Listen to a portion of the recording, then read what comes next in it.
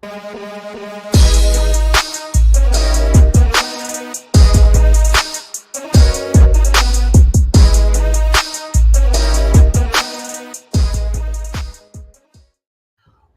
up, everyone? Welcome to Level 7. It is time for another episode of the Agents of Fandom podcast, as I realize my laptop audio is still on. I'm your host, TJ Zwarich, and we have a very, very special show planned. Happy holidays to everyone, regardless of what you're celebrating. Even if you're not celebrating, hopefully you've had some chance to relax, hang out with some family members, get a couple days off of work. And we've had, with a couple days off the podcast, these shows start piling up, and we're covering Skeleton Crew, which teaser, spoiler alert, I think that might be my favorite episode of Skeleton Crew yet. We got Creature Commandos, we got What If, and a lot of fun stuff to talk about today. Helping me break it down, I got my good friend, former co-host, back 2 weeks in a row, Adam Blevins. How you doing, Adam?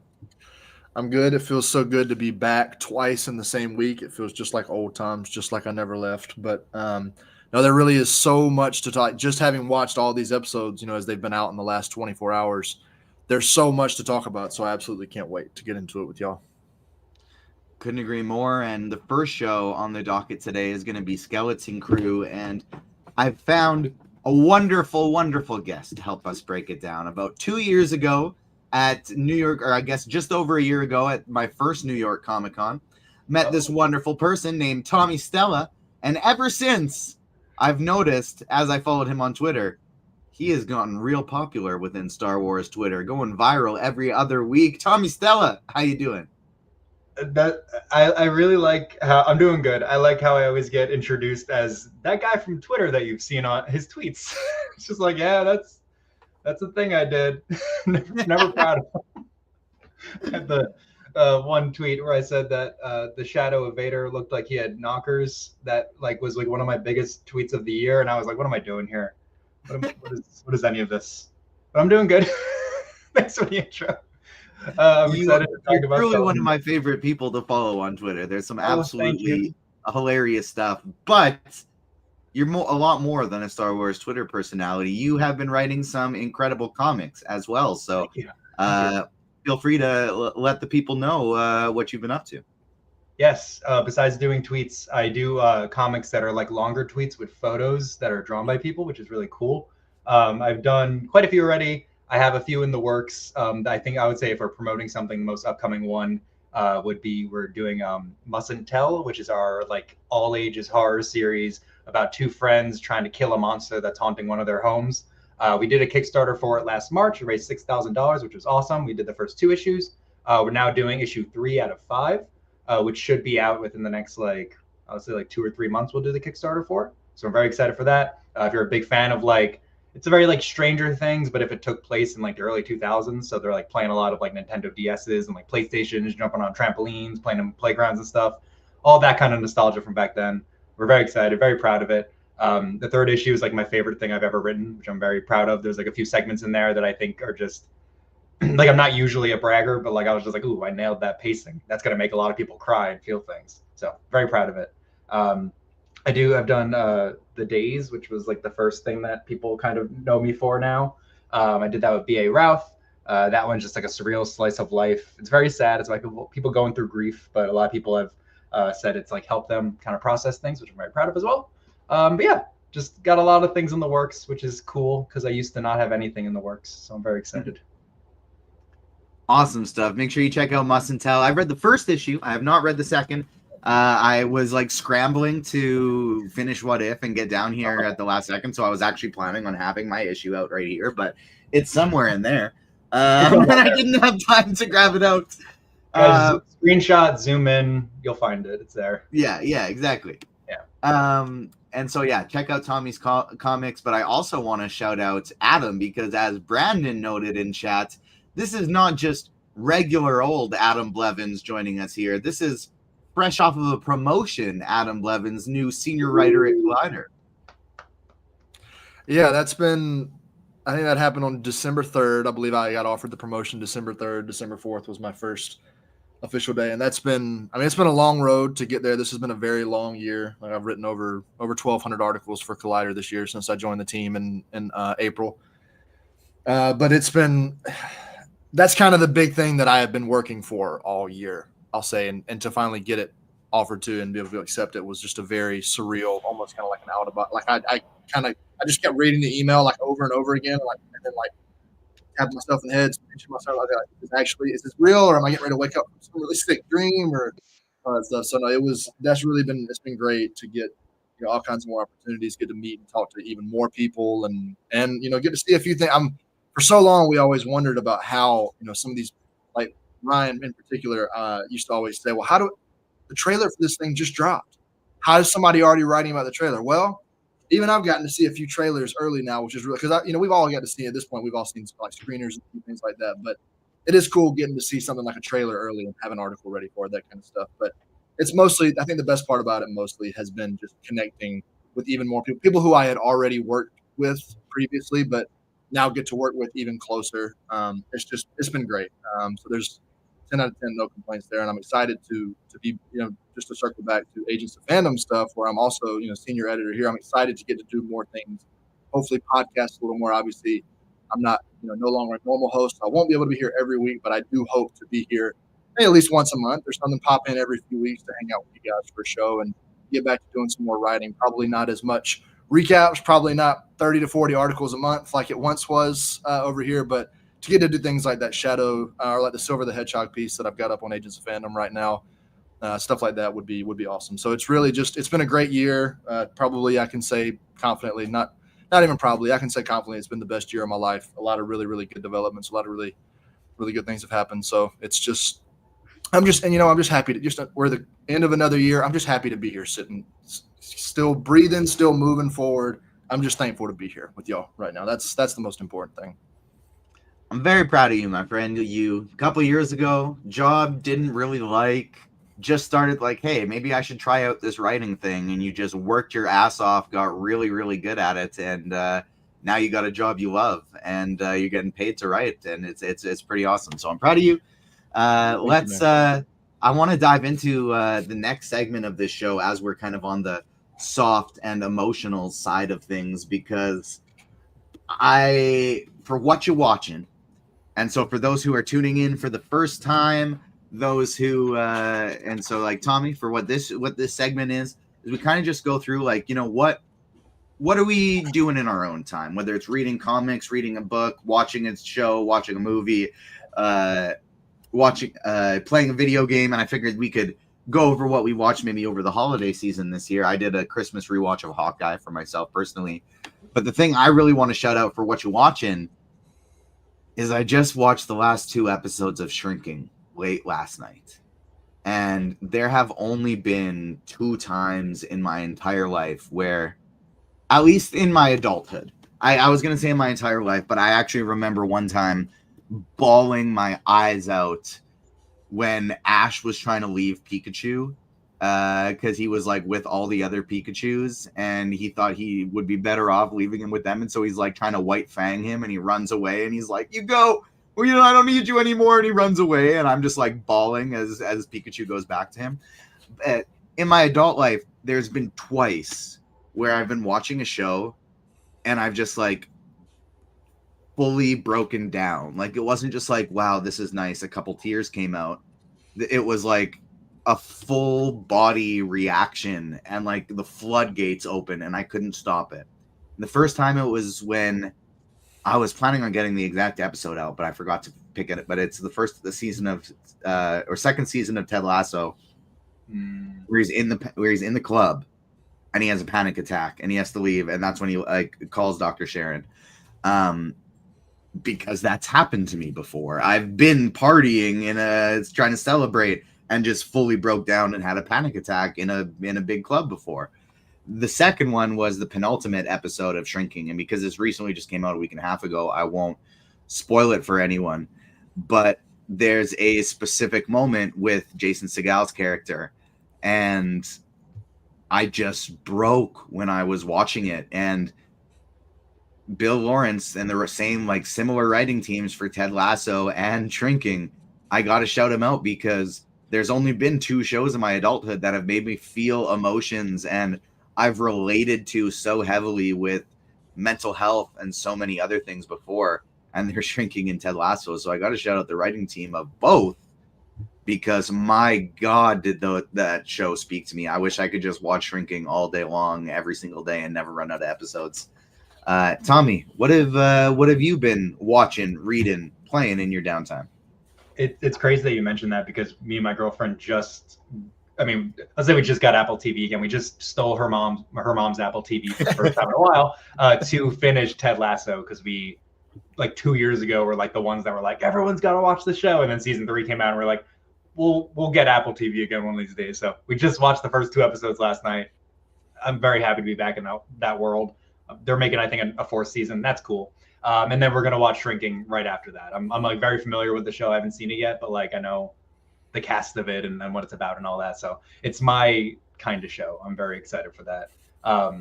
But for more things I've actually been watching and doing, I'm on like a replay games from my childhood kick that I always get at this time of the year, because when I like Christmas to me is like opening up a PlayStation 2 game. So every time I like see trees and lights and stuff, I'm like, Ratchet and Clank.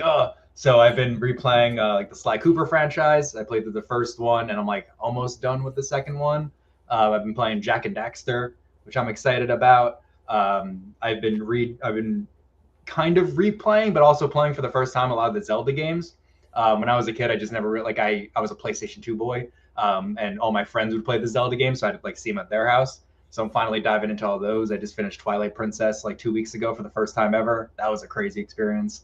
So just people our age just clinging to nostalgia. That's kind of where I'm at right now. Makes you feel warm and safe. Adam, how about you? What have you been watching over the holidays?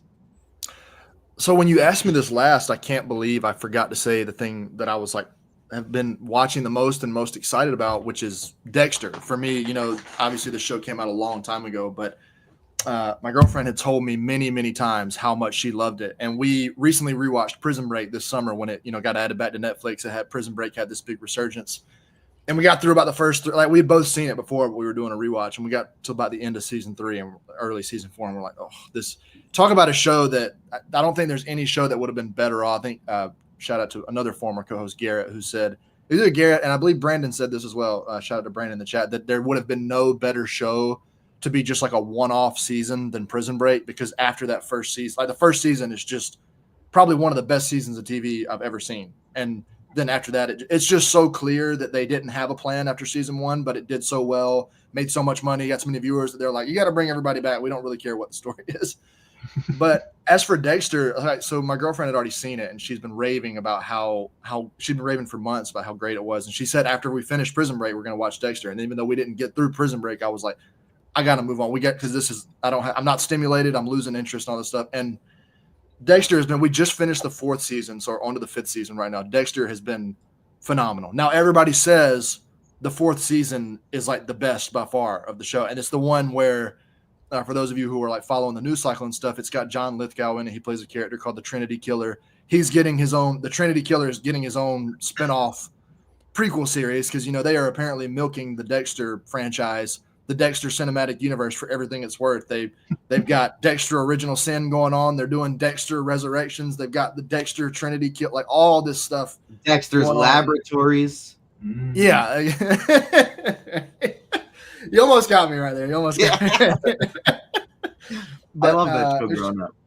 Yeah, I watched my fair share of Dexter's Laboratories as well. But that's a great show. I am a little bit concerned because everybody says it's kind of a general consensus that after season 4, it's still really good, but it kind of goes downhill a little bit. And I've been so locked in for these first 4 seasons that I don't want to lose that love and lose that attachment. And then I know people, the ending of the show is like universally hated.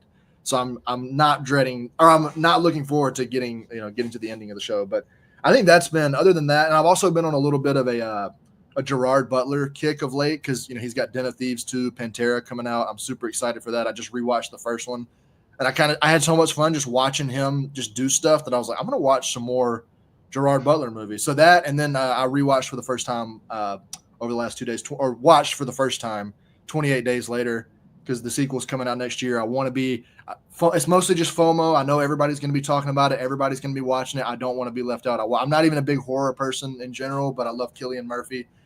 It was a very interesting experience because the movie was shot on a digital camera, like the kind of camera that you like take like just a very small, and the quality is awful. And like I know a lot of people are like, well, it doesn't matter. It's like, well, it affected the experience a little bit for me just because it's so hard to watch. Like you can't even see if they're more than like 3 feet away. You really can't even tell what's going on. But it's a great movie. I'm super excited for the sequel. The trailer that dropped a few weeks ago was incredibly creepy. That kind of got me locked all the way in and made me want to do that. But yeah, other than that, it's really just Dexter, Gerard Butler, and 28 Days Later have kind of been my thing this last week or so. Heck yeah, I love to see it. Let us know what you're watching in the YouTube chat. If you're watching us live, shout out to those hanging out live. I see Marie, Don Yeezy. I see Brandon and others as well. Thank you for joining us live. Even if you're joining us after the fact, smash the like button, subscribe, hit the notification bell. Help us battle that YouTube algorithm and give us that like. All you got to do is take your mouse, slide it over, click the like button. If you're watching on your phone, it's 2 steps. I apologize. It's not 1 step. It's 2 steps. Got to click hide chat. And then you can smack that like button for us. Help us grow this community. That's the way you do it. You can also find us on socials at Agents Fandom on TikTok and Twitter. Agents of Fandom everywhere else. Shout out to our guy TCR in chat who has been joining us for our Skeleton Crew breakdowns. And that is exactly what we are going to get into right now. This show has been a delight so far. Just kind of cute, silly, fun. And this is the first episode for me, episode 5, that I went, oh, damn, this is beyond just cute, silly fun. This is really, really good television for kids and adults. Tommy, what have you thought about the first 5 episodes so far? I've been, in general, my rule of thumb these days is to avoid trailers just because there's so many things out there. I just like the idea, like I'll know if I want to watch something, so I'll just jump into it. This first Skeleton Crew trailer was like the only trailer I've watched like all year, just because I was like, I got like the previews and I was like, oh, I gotta see what this is. And from like the get go, I was like, oh, like this is a Star Wars that I'd want to make. Like I don't necessarily have like a deep, affinity for like Spielberg and all that stuff. I love his movies, but like that wasn't like my childhood growing up. But just the tone that the like show creates with that like feeling of adventure and like being inspired creatively to make creative things, like it's all there in Skeleton Crew. And I was like, oh, like yes, this is what I love. Like they have a vision, they know what they're doing. So going into it, I was just beyond excited, and I think it's been consistently good from the get-go. I think maybe the only dip was in episode 4, the last one. I wasn't super concerned with what was going on the planet that they landed on with the 2 warring factions and stuff. I was like, that's neat. It's like, what about Neil though? More Neil stuff. But everything else I've absolutely adored. Like, I think there's so much potential to like stay with I don't know if they're going to stay with the characters, but there's like, it's just cool to like feel like, we can watch Neil and Wim and Fern and KB like all grow up together in like future projects. Like these are like, it's cool to see like almost like an Anakin Skywalker setting up of like, oh, you can follow these characters through the lineage and you'll care about them, like genuinely want to see more from them. And also Jod's mean. Jod's a mean guy is what we've learned. But yeah, I'm just excited. I like any time I can't quite predict where the show's going, and that's kind of where it's at now. I kind of thought I'd know where it was going to go. I thought it would like hit a little bit more of the tropes, which I would have been okay with. But they're switching it up now, which is really cool. I like the mystery. I'm excited to see how it's going to conclude. And even if they don't make a season 2, it feels like they know what they're like ending at, which is really cool as well. So yeah, just enjoying it. I got my flag up. I got my Neil print. Neil's over there. Just having a good time. Yeah, absolutely love it. I agree. Couldn't agree more with like episode 4. It took me out of it a little bit. That felt like a really good episode if there were 21 episodes in the season or something like that. Yeah. It just kind of took me out of the story a little bit because I too am really enjoying the mystery. Adam, we talked about Sonic 3, which I foolishly completely forgot to upload. So I'm going to do that tomorrow. And so you guys all get a Sonic 3 review from us tomorrow because I forgot to upload it last week before Christmas. But we haven't got a chance to talk about Skeleton Crew yet. So what have you thought about this show?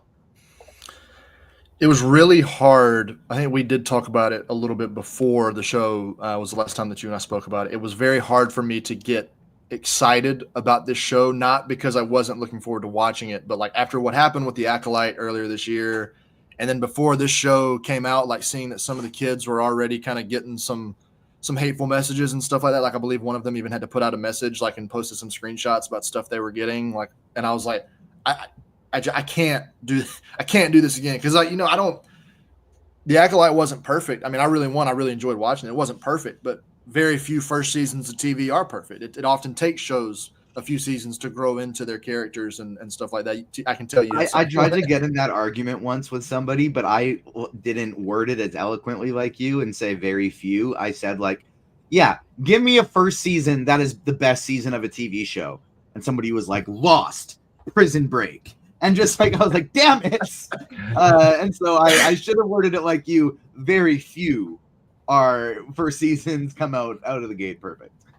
Yeah, I mean, there are some shows like that just come out firing, but then when that happens, usually it's almost impossible to kind of keep that going. And it's also tough. Like people will say that and watch it on a binge, but like we also have to remember, and I'm not going to pretend to say I know what people were saying about Prison Break when that first season, or like it's also like the context matters as to like what people were saying when the show came out. When it's easy to look back on a show like Prison Break now and be like, yeah, the first season was the best, or look at other shows and be like, yeah, it took them a while to get going. Now that we have the whole show in its entirety to like compare seasons to, but when you only have one, like that could have ended up being, if we say we got, I wrote an article up, it's up on Collider right now, where my boss Maggie Love over there spoke to Manny Jacinto earlier this year at, I believe at Fan Expo in San Francisco, I believe is exactly when it was. But he told her that the original plan for the Acolyte was 3 full seasons and a movie. And like to think about what we could have gotten, like just looking back, it's like, I know I'm talking a lot about the Acolyte and not about Skeleton Crew. I'll circle it back here in a sec. But just to think about what we could have gotten, that like that could have ended up being like, yeah, like that first season was fine, but think about what we got that culminated in this epic movie, and then we kind of like just got all that taken away from us because people are assholes. And I was so worried about that happening with Skeleton Crew, but it's been a delight to just kind of see everybody universally enjoying this thing. I'm sure there are people dumping on it and saying awful things, but I've been very fortunate to avoid that. Like I haven't really seen that kind of stuff, and I was so concerned about it that it made me hard to get like fired up about the show. But here we are 4 or 5 weeks in, and like I just can't get enough of just watching these kids just be kids. And I agree with both of y'all too, for what it's worth, that last week took me out of it a little bit. What I liked so much about the first 3 weeks is that it didn't, what's one of the biggest complaints about The Mandalorian? I know I'm just kind of weaving everything all over talking about different shows, but one of the biggest complaints about The Mandalorian is that it's very, okay, we get this goal at the beginning of the season, then it's like side quest. You got to go here, get this, then you got to go here, get this, then you got to go here, get this, and then at the end it wraps up. Like the first few episodes of the show didn't feel like that at all. I was so locked into everything that was happening. And then these last 2, I will admit, like even the first little bit of this episode, we kind of got to this like resort planet, and I was like, I know they're looking for something, but I was like, is this going to be like one of those like the ultimate side quest where they like none of this episode ultimately ends up, and that was not the case, especially when we got into like the vault where they were looking at the plunder. Like I could not take my eyes off the screen anytime they got into that vault. It was amazing. And then I think I laughed maybe the hardest I have at this whole show when Wim was getting ready to light the lightsaber and he was about to have his moment and he just upside down, it slams on the ground. It goes, I was like, he's such a kid. I was like, they know what they're doing with the kids. Like they absolutely, because I was almost a little concerned. Like I was like, I don't think he's ready for this moment that I'm afraid they're about to give him yet. Like I was like, are they about to give him this moment where he stands up to Jot? And I was like, I don't think he's ready for that. And he wasn't at all. And none of them were. And that's why she was like, I yield. And ultimately Jot got the upper hand, which was exactly what I want, not what I wanted to happen, but what I felt like needed to happen right there. Cause I just didn't feel like they were ready for it. It just seems like John Watts and Christopher Ford, I believe, if I'm not mistaken, is the writer and creator of the show. They know exactly what they're doing with these characters. And they also talked about before the season, they told tons of people during interviews that they have plans for if they get the chance to do more. They already have plans and know what they want to do and these kinds of things. And it just feels that's so evident even 5 episodes into this season, because it just really feels like they know what they're doing with these characters. and they know how to really kind of differentiate them from each other, give them all different roles amongst the group, and give them a good dynamic with Jod as well, which, I mean, obviously kind of, changes there at the end. But I don't know. This is just as good of a Star Wars show as, like, I keep waiting for it to fall, for like me to get this episode that I'm like, here, I knew it was coming. But I'm just, even though there's been a few dips, there's been nothing even close to that. They always wrangle me back in. Like, even last episode, all that stuff at the end when they finally find that big, like, place where they're all these, not at Attin, but like at Akron and all these, like, I was so interested in that kind of stuff. They always wrote me back in at the end, even when some of the stuff in the middle or like the beginning wasn't the best, which that's just the best, like, compliment that I can pay a show, is that by the end of every episode, I can't wait to see what happens next. I couldn't agree more. And I do want to, I've brought this up before, but I want to shout out John Watts once again, that, like, I don't know if there's anybody better in the industry right now at directing young talent. That was my favorite part of the Spider-Man movies that he did, is high school felt like high school. The kids interacting with each other felt like high school kids interacting each other, which the first set of Spider-Man movies and the second set of Spider-Man movies did not do. That one did. Skeleton Crew doing the exact same thing straight from the beginning of the episode, like beginning of the first episode where Neil and Wim meet each other and they pretend to, like, have the lightsaber fight. Like, they're just, it's so incredible. It's kids being kids. Let's go to the reveal of Captain Tech Rennod and the Onyx cylinder. I didn't recognize any of the names or anything, but it seemed very clear this is the reveal of the biggest, baddest pirate. We do know that based on Jod, pirates maybe have many, many different names too. So this could be somebody we know. They did a very good job of disguising his face. We don't know for sure. Tommy, what did you think of the story that they're going with here of Captain Tack Rennod and the Onyx cylinder, the disappearing pirate who was the baddest pirate in the galaxy? I'm cautious about it. I think everyone's trying to figure out who it is now, and I don't necessarily know if we know who it could be, and I'm hoping that we don't know who it could be, because that would be insane.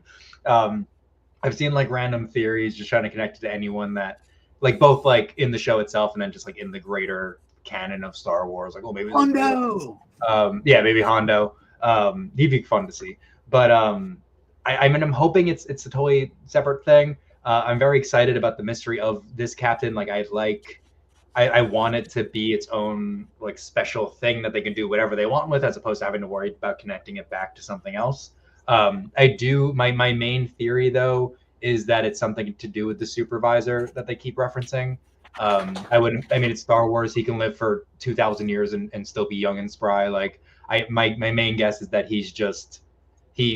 think it would be cool if this pirate landed on this planet thinking, like, oh, I'm going to plunder it, and then realize that the way to true wealth is not, like, piracy and adventure. It's becoming the supervisor in the top of the tower and ruling over everyone and telling them what to do and control and all that. So my guess is that they're going to, maybe in the next episode, have all the parents or Fern's mom go to the supervisor, and it's going to be like Wizard of Oz style. Like, he's there, but he's a little, like, secluded and you can't quite see who it is. And then maybe later they'll be like, boom, that's him. He crashed a ship there and then climbed the tower, became supervisor. Which I think would be great. Like, I like that would be a cool subversion of expectations. But we'll see. That's my current theory, and I'm probably going to be wrong, just as long as it's not, like, one of the parents somehow. That's the exact same page that I'm on. It's the supervisor, right? Yeah, that's the one. We don't know who that is yet. It's been alluded to. They've just been sitting there racking up the wealth, racking up the money ever since. That's the exact same page that I'm on there. Adam, what do you think of this piracy with Tack Rennod and Onyx Cinder? Do you think we know them? Do you have any theories there? And additionally, I'm enjoying the kind of, like, pirate aspect of it, with SM33 spelling out Smee, being the first mate of Captain Hook and things like that. I couldn't think of anything for Tack Rennod, but Ava, who I was watching this episode with yesterday, made up a good point where she was like, I'm sure you guys have talked about this on the show already, but Jod, Silvo, Long John Silvo, Long John Silver. I was like, oh no, I did not make that connection before this. And so now every time there's a name, I'm like trying to search to figure out if it could be a pirate name from history or fiction. Well, Wim would be Jim Hawkins from Treasure Island. Oh, Wim and Jim. yeah. Well, then that makes sense that Long John Silver would be going right in with that. Yeah. Yeah. I mean, I think if they were like really, there'd be, I mean, they'd essentially be retelling Treasure Island at that point, but there would be, you know, the conflict of Wim trying to figure out if he actually wants to be a pirate and Jod like taking him along. But thankfully they didn't do that because we've had 1,000 Treasure Island retellings at this point now. But I think that's the intention.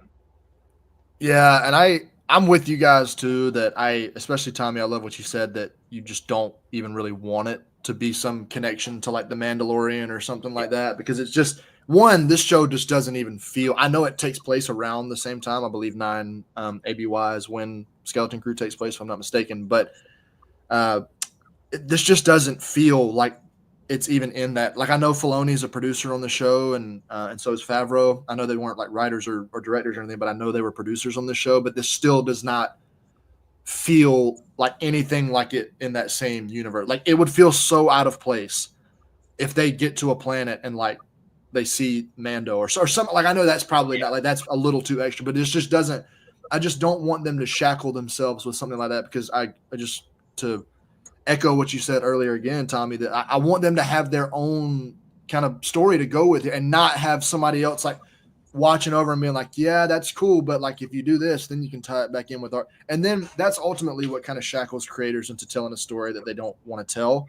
Yeah. So it's just, I don't know. I don't want to see them go down that route. I mean, it would be cool if the super, like, I hadn't even really put together, you know, I'm the worst, TJ, we've talked enough about this stuff that, you know, I'm the worst person at theorizing and picking up on like future things. So I hadn't even really thought about like Rennod could have found Attin, and now he's the supervisor, and now like this big, like, I love that. Like, that's the kind of connection that I like, that is within their story, that doesn't have to tie to anything else, that still leaves them the freedom to do whatever they want, but also feels kind of like a payoff for like, you know, watching the whole season and learning, and being like, oh, like kind of like a Leo pointing at the screen moment. Like, I love stuff like that. But I don't know. And also, it's just cool to hear y'all talk about all these different pirates, because that's not quite my specific like expertise. I don't really know much about like pirates and stuff like that. So I have enjoyed like the piracy part of this show, like just like, especially when the kids are so innocent about this, like they have no idea. And even some of this where Jod's like, you don't know how.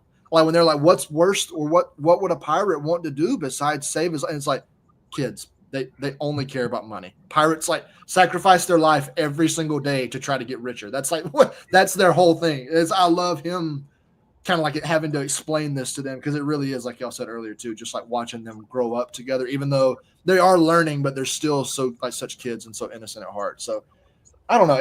It would be cool to get to see some kind of crazy connection, but I'm afraid of them trying to tie this too much into something else, because then I think they might be putting shackles on themselves that they won't be able to break out of later. Yeah. I mean, even Jod being a Jedi, like, I don't want another Order 66 flashback. I'd rather, you know, right. I'd rather he was just like a young boy who realized he was Force sensitive, and like maybe there was another, like a Knights of Ren adjacent guy who was like, ooh, like you got Force sensitivity, let me teach you the ways of that, you know, like I'd rather him like almost be because we've had so many Order 66 Jedis who escaped and we followed their story. I think it would be interesting to see, I mean, that's basically like what Rey and Kylo were, but like the next generation of it beyond that, like, okay, so maybe, you know, ignoring Luke and restarting the Jedi Order, like one of those Jedis, like a Cal Kestis may have ended up here, and now they want to take on another person to like help them out. But what are their teachings? Like, how do they now interpret the Force as the thing that made them have to run away from their family twice, essentially, one time when they're young and one time when the Order 66 happens. So it'd be cool to see like someone who's more jaded teaching a young child about the Force, and see like where that child ends up like years later, like how that kind of works, which I think is essentially the Knights of Ren at this point now. But that's the kind of like path I want to see. And maybe what we will / would have gotten with like Balin and Shinhati kind of a little bit. Mhm. R.I.P. Ray Stevenson, but I think that kind of was something similar on that route. Oh yeah, yeah. With I Shin think, as more to Balin, because Balin obviously was a Jedi, but yeah. I mean, anytime they can I think when you're creating like movie franchises, it's a lot easier to be like, Luke's here. He's gonna start the temple up over here. Like it's a lot more straightforward. But when you have like the TV shows with all the different characters, I think it's just, if you're gonna touch Order 66, like expand it, evolve it, like all the different possible outcomes that could have happened for all like the ones that did escape. I just think that's more interesting than another situation where Jod was a little kid, or I forgot how the timeline works at that point. I guess he would have been like a teen, I guess. And his master dies and he runs away, and now he's jaded. it's like I'm assuming he'd be around the same age as Ahsoka. Probably that would be my guess. Yeah, someone can crunch the numbers on that. Sounds about right. I would much rather see like a young boy who was force sensitive and then learned it in a different way, while also like acknowledging that the Jedis were there and stuff. I think that's way more interesting. He grew up among pirates, Mm-hmm. and he found out he was force sensitive in a challenge of the captain when he accidentally killed the captain using the force and became captain at a young age. Are they going to give him like a Star-Lord where he, instead of growing up with Ravagers, he grew up with pirates like that, and they used the Force to help him, to make him steal stuff? Is that going to be what we're going to get? Some Star-Lord? And he's actually Ray's dad. No, but it is interesting to see his like unravel the layers of what's going on with his character, because they kind of moved away from the is he a Jedi, is he not a Jedi plot over the last episode. Haven't seen him use the Force in a long time, and now in this one he's just waving that thing around like it's no problem. And he even pulled the forget your attachments line to win. You don't need those. And it's like, oh damn, now you're making us think about Jedi again. So they kind of, as soon as they put it out of our mind, like, no, he's not a Jedi, he might have force sensitivity, it might be some other tricks. They bring it right back now to looking a lot like force sensitivity, and even saying lines of Jedi. So it's going to be interesting to see who Nawood, Captain Silvo, Crimson Jack, Dash Zentin, who the hell this guy really is, because that's a lot of different names for one person. Very piratey-esque, though, going by a different name wherever you are. That they travel all together through Skull Ridge Mountain, which is now Lanupa, an adults-only resort, which on the surface, when they were like, no kids, made it seem like it was a very sexual style pleasure place for the Lanupa. But it is Star Wars, they're not going to go too deep into that. And so they kind of show hey, whatever each individual's desires are, they can get that here in the spa. And there's people playing video games and people doing other things like that. But when they finally break through, they get the little chase. It's fine. It's fun. Like you said, Adam, it doesn't take you away, but you're hoping it builds to something important. And it does. They get through there. They get into the vault. It's all kinds of dangerous. You see the shades of Jod being like, yeah, acid, all of them. Acid, all of these people, where it's like, this is not necessarily a good person. Yes, those are pirates he's trying to escape, but like, not necessarily a good guy flushing them all out with acid and just murdering a whole ton of people. He eventually leads to finding out that at Attin, among all this other plunder in the vault, at Attin is an old Republic mint. Now, I think it's so interesting how, like, the fatal flaw of the pirates is nothing is ever good enough. They always want that next treasure, that better treasure, and it eventually just leads to them searching until they die, and they're never going to just be like, ha, I found it, I'm happy. And I think Jod is a perfect example of that, as you see moments of good, with even in this episode of him saving, he didn't have to save Neil, but he did save Neil when from the trap that he stepped on. So there are moments of good, but you see the one thing that drives him more than anything is the push for something better. You're in a vault full of treasure, and he does not give a damn. He just wants to get to the bigger one. And before we get to his turn, I do think the whole Old Republic mint thing on the surface is a little boring. I think it could have been like I don't really care about that. Like, yes, it's Old Republic, cool, but they're just making old money. Great, yeah, I'm sure that's pretty cool. You got unlimited money, but like, what about inflation? You know, like it felt like a little bit of something missing. And so to me, for this to be a cool reveal, who are they making the money for? That's what it's got to be to me. Is this going to be like something of and I agree, I don't need this to mega connect to everything, but like, is this funding for weapons for the building of the First Order or Final Order, something like that? Does it connect to something that way? And I'm with you. I don't need big connections. I thought the only places in this show I would want to connect were, one, I did want Hondo to show up, and then two, when those X-Wings showed up in episode 3, it felt like a really good opportunity for that to be Carson Teva or somebody like that. But other than that, a different Star Wars show. Yeah, exactly. But the Old Republic mint felt a little anticlimactic to me. Tommy, what did you think of the whole Lanupa route leading up to it? Well, for the Old Republic mint, I overthink things when I watch it, just because my own writer brain turns on. I'm like, ooh, what would you do with this? So for like that one, I think it's a big part of pirate stories are the end of piracy, because that's a big saga of pirates, because like eventually the world caught up to them. It's kind of like it's also in like Old West, like Red Dead Redemption 2, that's all about cowboys and then bandits who are like at the end of that era and like what happens to them. And I know piracy, that's a big part of that too. Like eventually pirates had to end in the capacity that they were in, and then it became more of a world economy with trade and whatnot, and they were all just getting murdered. I think that there's a world where that kind of story kind of plays into the Old Republic mint, where these pirates are all chasing the ancient treasure, but that ancient treasure is literally currency from a world that doesn't exist anymore, and the ultimate form of that treasure is the ability to just create endless supplies of it. But at the same time, you're creating currency for a world that doesn't exist anymore. So eventually that currency, as you said, like inflation and all that, like it doesn't really play into the current world once it becomes accessible to everyone. So like the Old Republic, like what do they call them? The credits, but it's like the data trees or whatever. Data trees? Yeah, data trees. Those are only valuable because there's so few of them. But if that mint got out, it would immediately, they'd all become much less valuable.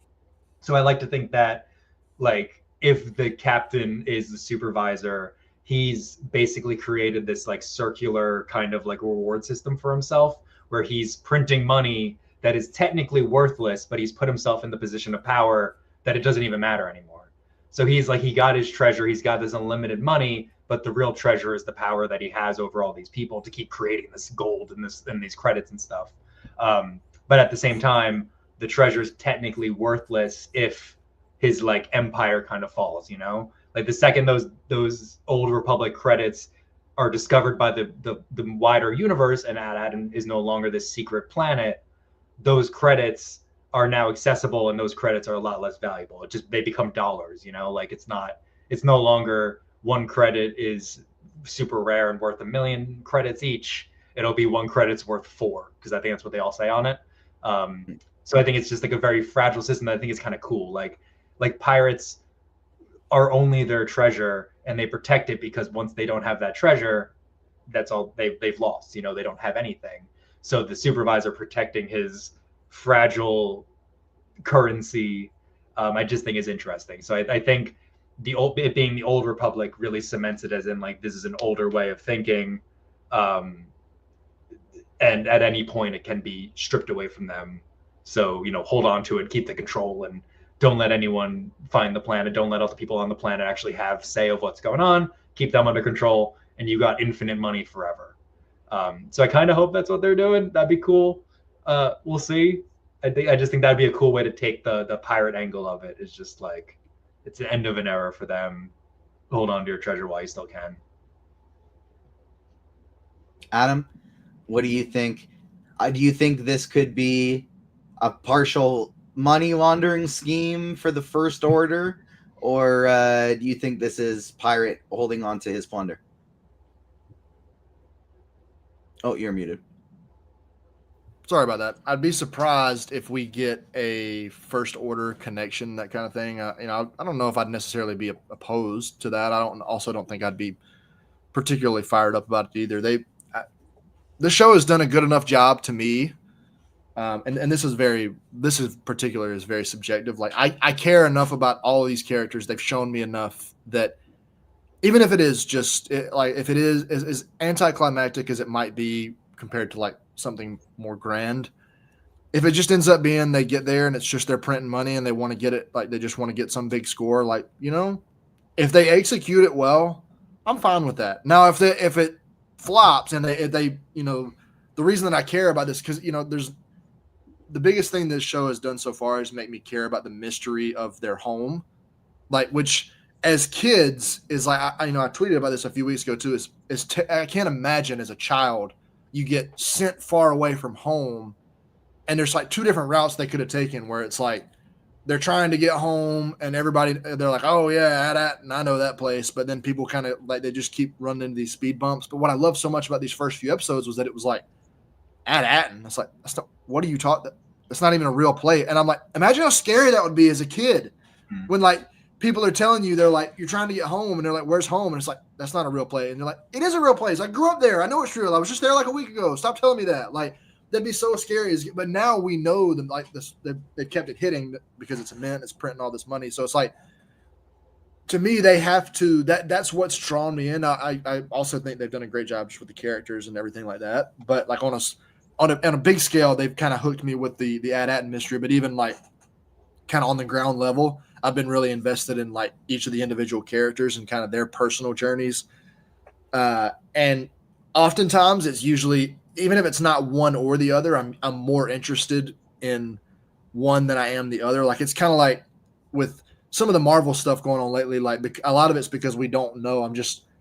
I'm more interested in the characters than I am the overarching story. And I think that's probably by design, but it's like, I'm so much more interested in watching these characters on their journey and less like, oh my God, what's going to happen with Dr. Doom and this big story? Like that's, and I'm using this comparison because, Marvel tells their stories through multiple movies and TV shows on this really big scale. But that's as for Skeleton Crew, I care equally about like what I think they're trying to kind of portray as the larger mystery and the smaller mystery. But now we know what Attin is. So I want them to give me, like, I don't want to get into the next episode and it's just, how many episodes is this show, by the way? I'm not even exactly sure. Is it? It's got to be 8. I think it's 8. Everything. I was going to say it's at least 8. I would be surprised. I think it's 8. I remember looking it up last week and being like, we're halfway. Yes, it is. It's 8. So like, we're one away from the pinnacle. We got 3 episodes left. I don't want next episode to be, and you planted the idea, Tommy, in my head of us getting some Jod Order 66 flashback for the whole next episode. And I can't. I really don't, especially with the way it ended with like him igniting the light. Like the episode could totally start with him like as a child, like igniting a lightsaber, just like it. It would fit so perfectly. As much as I don't want them to do, like I really don't want them to do that, and I also just don't want next episode to just be some like, okay, well we got 2 more, like let's take them to some other planet and just to kind of throw a wrench in their journey, like, and then they get back on track, like in episode 7, they arrive at Attin at the end of episode 7, and then like the episode 8 is the finale that takes place. Like I don't want them to just start spinning their wheels now that the mystery of like what is and where is Attin, like now that it's been solved and kind of revealed to us as the audience. I don't want the show to just start spinning its wheel. I want it to find a new identity and, entrench me in that identity and get me to care about it. So even if it's not whatever, if it ties back to something we've seen before, or if it doesn't, or no matter what, even if it is, it ultimately just ends up being just a pirate after a score, whether it works out for him or not. Like, as long as they execute it well, I'm in. So that's the biggest thing for me going forward for the last 3 episodes. I didn't expect Jod's betrayal to be quite so direct. I thought it was going to be more indirect in some ways, where he would abandon them or something like that, as opposed to like a literal knife to Fern's throat demanding she yields. That felt aggressive, and I did feel like if she would have called him out and been like, you're not gonna do it, you care about us, kids, you will not do this, I don't think he would have.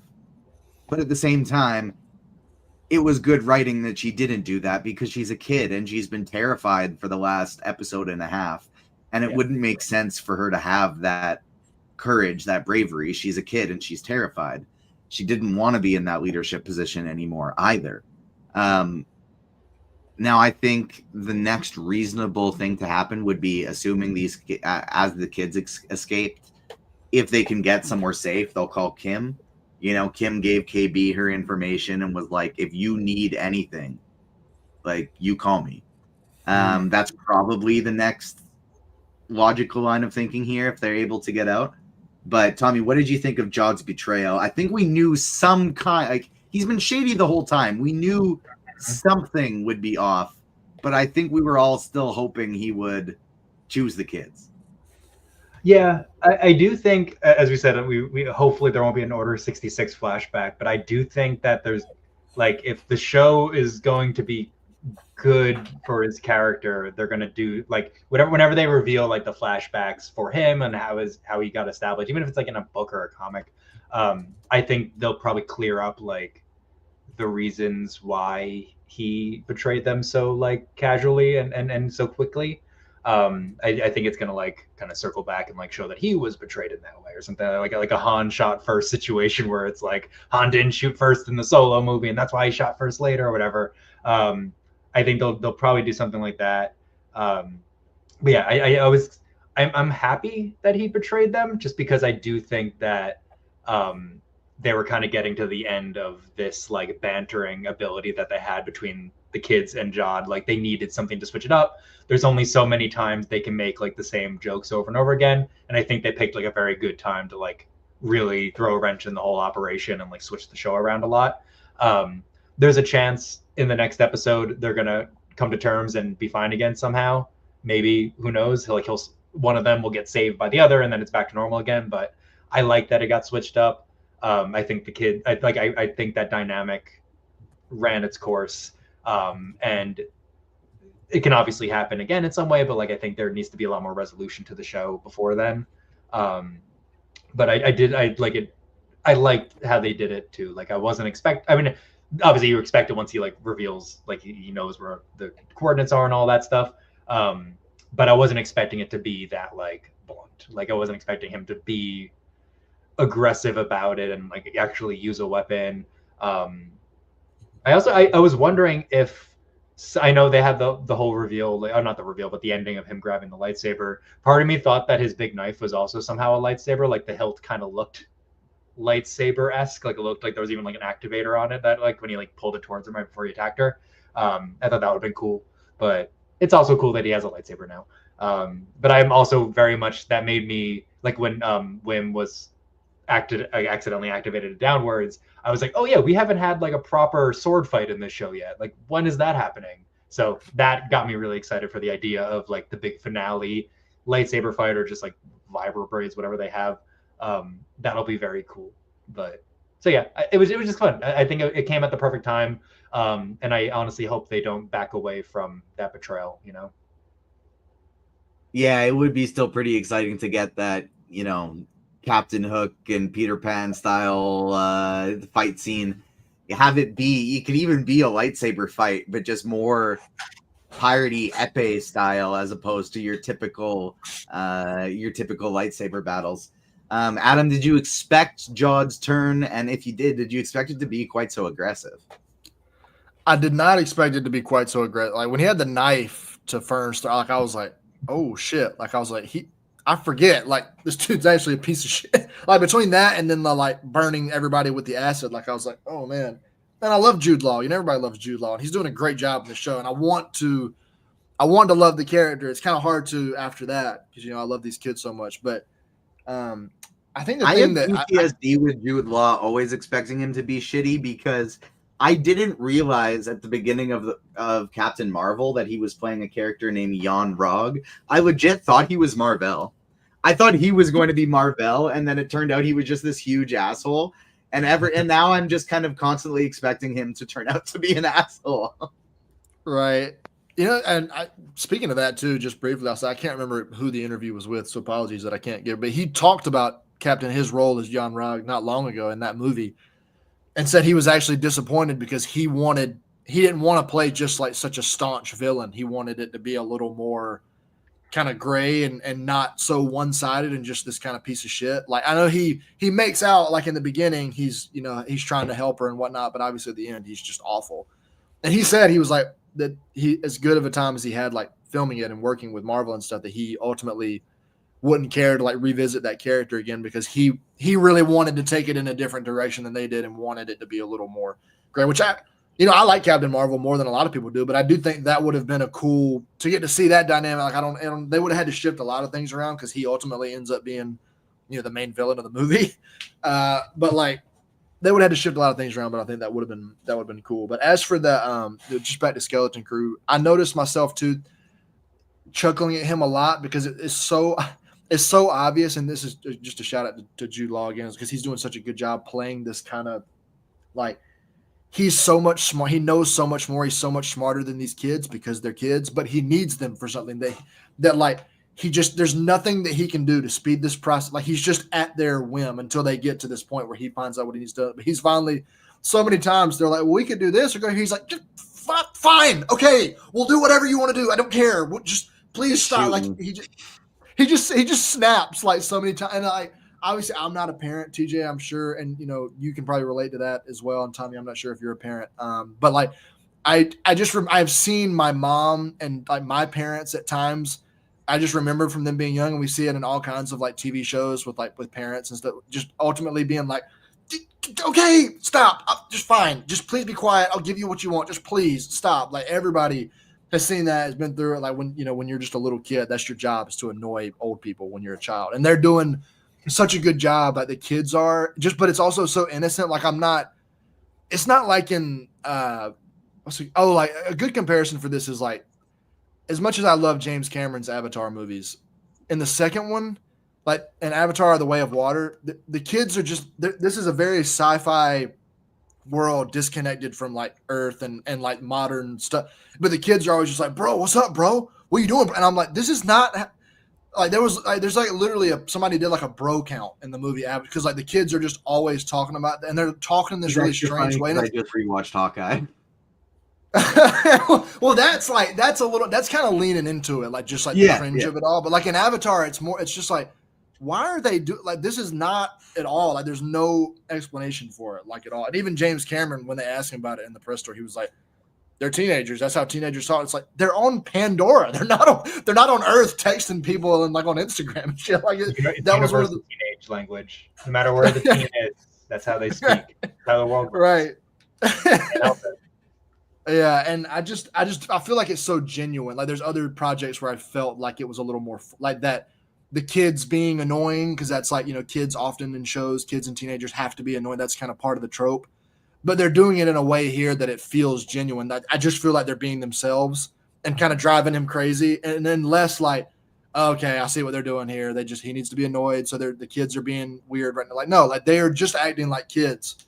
But by doing that, I can tell they're getting on it. Like it points like up in the show, they've been getting on his nerves, and both sides of that have just been playing it extremely well. And it all goes back to like the script is phenomenal. So I don't know. It did sting to see him, turn, because I ultimately, as he's been spending more time with him, I wanted him to kind of form a little bit of a connection with them and care for them more. But it seems like he's just typical pirate, and it's still, and maybe there's more in store for him. I'm sure surely, especially with him being a Force user and whatever, we will ultimately, I feel like, have to learn more about his past, whether it is Order 66 or something else. So maybe, who knows? Maybe there's some connection where he had kids and now he's afraid to get attached because he lost his kids or something like that. Whatever it is, I want to see more of it, but it is hard. It's harder to like him now after that, because it was just kind of like when you hold a knife to a kid's throat, I'm kind of like, okay, I'm out on you. No, that was a little much. Like there's no, Okay, he made a bad choice. You know, like he's actively holding a knife to a throat. It's not like Right. he just walked away from them. You know what I mean? But Yeah. Tommy, any final thoughts on the episode? Any future theories? And also, where can the people find your comics? Where can they find you on socials? I think I've said all my thoughts on this show. There's so many of them. I mean, now that we talked about it, it would be cool to like give Jod, like I would love to see the story of how someone who's force sensitive like becomes the captain of the crew. You know, like I think that would be a cool story to see. I hope they don't do it right now. I'd rather them like do a comic book about it, but that'd be really cool. Yeah, I'm excited for the show. I think I feel like if they don't give it a season 2 or like any kind of further things, I'd still be happy with what we got. Like I love self-contained things. I think the more we put things out there, the more likely we are to like leave it unfinished or let it get bad. So if this is what it is, I've been loving it so far. I hope my theory is true, so I can feel smart that it's the supervisor. I feel like a smart, important guy. But yeah, I love it. I hope they keep making more stuff like this that is just like both a celebration of creativity and like what came before what we're making now. And that just like, I don't know, like I watch the show and it makes me want to make more things, and it makes me want to like take that feeling that they've captured and put it in my own stuff, or like just try to share that like wonder of like the galaxy that I think, you know, everyone always references when they're like, oh, Star Wars was at its best when Luke was looking up at the twin suns. Like we've hit that several times since then. But I do think that's like the feeling that everyone is always referencing what the good Star Wars is. And I think they're just nailing that kind of sense of imagination and wonder. And it's just the thing that you kind of want a million episodes of. So I'm excited. I'm just going to keep rambling about how much I enjoy it. But it's just nice. It's nice to get a thing that like when you're done watching, you're like, whoa, like that was just fun. More, please, you know? Couldn't agree more. I'm really enjoying this episode. The series so far, it feels like a breath of fresh air. I do go in immediately. Admittedly, I feel kind of scarred and worried about all future of Star Wars things just based on how the Acolyte went. But I am really enjoying this so far. Tommy, thank you so much for joining us today. I know you haven't. We're not done yet. We're still covering Creature Commandos. We're going to talk some What If. But I know you got some things to do. And so where can the people find you on socials, and where can they find your comics? Yes. On social media, it's my name, Tommy Stella. And wait, hold on. Let me see if I can point to it that way. Tommy Stella. On Twitter, it's Tommy_Stella, that little like under, you know, that thing. On Instagram, it's Tommy Stella Comics. On TikTok, it's Tommy Stella. I have a brand, which is my own name, which is good. You search Tommy Stella, you'll find it. Yeah. Or you find the guy who plays baseball that apparently everyone hates, is what I've learned. Tommy Stella. Yeah, Tommy Stella. Which, this is a fun fact that only I know. There is an Italian cartoon called Tommy della Stella, like the Giants or something like that, which is like Tommy, the star of the Giants. And it's about a guy who plays baseball for the Giants, who I think his name is just Tommy.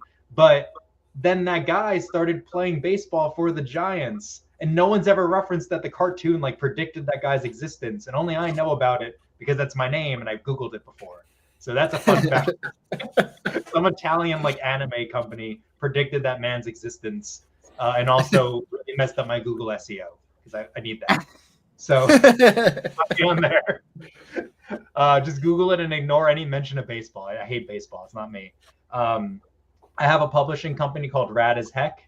Rad as Heck. You can go on radasheck.com. I post all my Kickstarter updates there. I'm also publishing a comic called I Know the End by a really talented group of creators. It's going to be a one-shot comic on Kickstarter that we're starting on January 3rd. So it's only a few days away. If you go on like my Twitter, you can do like the pre-save link. But if you follow me on Twitter or any of those other apps, I'll be posting about it a bunch. It's only going to be like $10 for like a full 40-page comic, which is a pretty decent deal for Kickstarter. And I just really want to, I like, besides making my own comics, I really like helping people put out their stories. So it's something I'm very passionate about. So if you're in the mood for like a cool cosmic horror story about it's two people and a robot that go to a planet that's essentially just a planet full of like cultists, and they get there as like the cult like ritual is essentially ending and all this crazy stuff starts happening. it's really cool. I really like it. I'm like very excited that I get to help put it out there into the world. So January 3rd, it'll be on Kickstarter. Super accessible for everyone. Please support that more than you support me, because I'm biased and I love them. But yeah, feel free to follow me if you like silly tweets about Star Wars and Neil. Heck yeah. Thank you so much for joining us. This has been an absolute blast. We'll definitely have to make it happen again. Either maybe once, maybe, we'll touch base to see if we can schedule one more for this series. But if not, whatever the next Star Wars things comes out, we'll definitely have to link back up for that one. I'm sure there will be another Star Wars show in the future. We can only hope. We can only hope. Thank you so much for joining us. You can follow Tommy on socials. Check out the Kickstarter for the new comic as well. Feel free to exit out of here. We will continue going for Creature Commandos and What If. That is it on our Skeleton Crew talk for the week, but we will be back next Tuesday talking some more Skeleton Crew as well. And then we got a really fun interview next week as well, because when we're going to be talking What If, but also on Monday, December 30th, we're going to be having John Bailey, the voice of Jeff the Landshark from Marvel Rivals, joining us as well. So we got a lot of fun stuff planned. You can also find my What If interview with Brian Andrews, director of the series, up on the Agents of Fandom YouTube page and wherever you get your podcasts. Creature Commandos time. We're 5 episodes into this 7-episode series. This one felt dark as shit. Like, this is a dark episode, seeing Frankestein's backstory. What have you thought of Creature Commandos as a whole so far?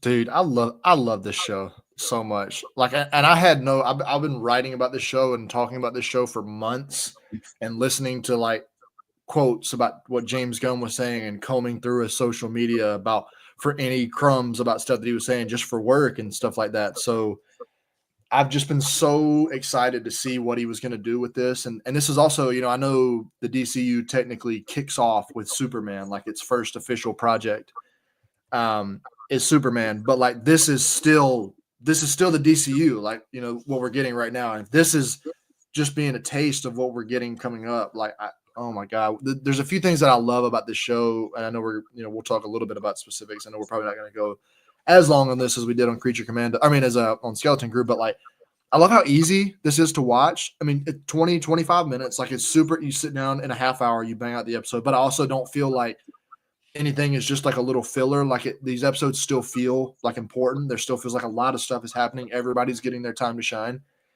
And this show is doing what Guardians did so well, which is just a testament, and Peacemaker. It's just a testament to James Gunn to get you to care about characters that you had never heard of. Or like, personally for me, like, I'd never heard of any of these characters. Like, the only thing I'd heard of at all is, like, I'd seen Weasel because I'd seen like the Suicide Squad.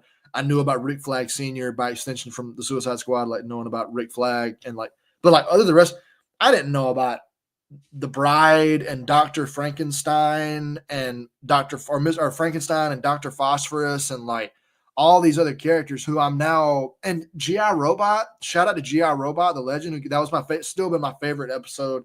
I think the best needle drop of the show, a few episodes when he got that, it was either a few episodes ago or last episode, I can't remember. At the end, when he just starts killing all the Nazis at the end, and like congruency with killing everybody at the cat. Oh, just 10 out of 10. That was perfect. But like stuff like that, like and when he died at the end, like I was like really upset. And I'm like, if you'd told me like 6 months ago that, or like before I knew anything about this show. Last week was Weasel. Okay. GI was 2 episodes ago. That's right.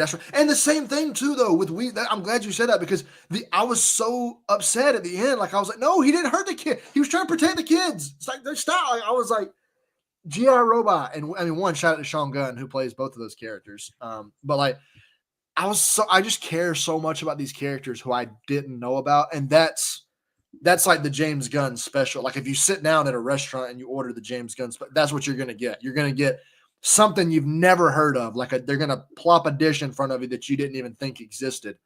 And by the time you leave the restaurant, you're going to be like, that's my favorite thing I've ever eaten. I can't wait for more. Like, I'm going to come back next week and get more of it. So I love this show so much. And I love too that like we got this going right in the middle of like they dropped the Superman trailer at the perfect time. Like this show's like 3 or 4 episodes in.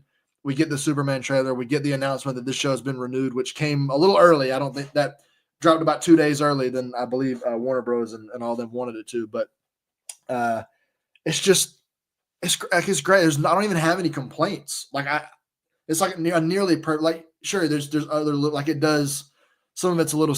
The relationship in the beginning with Rick Flag and the princess was a little odd. I just kind of felt like it was unnecessary. Like it, just I know this is an R-rated like animated show, so it's incredible. They just have free reign to be incredibly horny, which they were in those first few episodes. It was ridiculously horny, but they've kind of gotten away from that a little bit. And I think I like it a little more, not because of the age difference or whatever. It just felt like out of place. Yeah, like really she's like in her 30s or whatever. It was just like weird. Power dynamic stuff with monsters involved, and it's like the world is at stake and you want to have sex right now, but he's saying no, you're on top of him anyways. What's going on? Right. It just seemed out of place. Am I uncomfortable? Right. Ultimately, it just felt out of place to me. That was kind of the biggest thing. But like that was my only, and I still was enjoying the early episodes, and even in spite of that. So I don't know. I just love this show. I know we'll talk a little bit about the specifics, but overall, this has just been great. Especially, I think this was episode 5 that we watched today, or was this 5 or 6 that we saw today? 5. So 3 and 4 were like the GI Robot and the Weasel episodes were like by far my favorite. But I still love this one, because Frankenstein gets his due this time here. I still I love the episode. By the end of it, I was like, what a fucking piece of shit he is. Like, oh my god. But I love it. 10 out of 10 show. Shout out to James Gunn. Yeah, that's where I'm at with this episode too. Is 3 and 4 are my favorites. The GI Robot one and the Weasel one, I just thought were so emotionally hard hitting and well done. This one just felt like dark and sinister. Yeah. Like Frankenstein is, like you said, a total piece of shit. I do like his dynamic with Rick Flag Sr. Them interacting with each other is fun, but we get to see Frankenstein at his darkest. We get to see, I believe, next episode. I guess I won't say. Never mind. But I don't want to say what next episode is, just in case nothing has been promoted yet, and I don't want to accidentally mess something up. But in this one, we see Frankenstein just at his darkest, and we're reminded these characters aren't ones with straight moral compasses. They're not going to be. They're not heroes. No. They're monsters. And the Frankenstein stuff was really dark. Phosphorus's action sequences in this episode are dark as hell, as you just going around melting people's faces. Shout out to Chrissy in chat. She says she's a huge fan of Gunn writing Frankenstein to be this unlikable character, and I think it fits so well with how likable Bride is. Bride is one of my favorite characters in the series. And so it works as having Frankenstein really just be incel Frankenstein essentially, and just be in this just so dark and shitty, but also mega powerful because he's a big scary monster. But interesting timing after a Clayface movie is announced into the DCU, written by Mike Flanagan. He's not directing it, but he is going to be writing it, and it will be centered in the DCU. That means it will be the same Clayface that we saw in this episode 5. Clayface made his debut in the MCU. Turns out he was the Themysciran expert the whole time, which, as they dive in more about him, he's like, oh yeah, how about the lesbians on Themyscira? Woo! And you kind of realize, wait a minute, this is not who they're pretending to be. Right. And the Frankenstein and Rick Flag and Clayface fight was pretty cool. We think probably because James Gunn has said the same person will be playing these characters in live action and animation in the past, that it's probably going to be Alan Tudyk playing Clayface, but we will see in the movie when it comes out. He did do a great job in this one. Ultimately, they kick Clayface's ass, but he's not dead. Ladies and gentlemen, Clayface may have looked dead, but he is not dead. He's just going to reform himself together and eventually make his way back up into a big gooey monster. But our co-host Damon wasn't able to make it today because this was the only time he could go see Nosferatu in theaters. And so that's what he's doing right now. He's at Nosferatu. He has been predicting all season that Princess Ileana would be Clayface. And turns out, no, she is not Clayface. It was the Themyscira expert. What did you think about the Clayface reveal?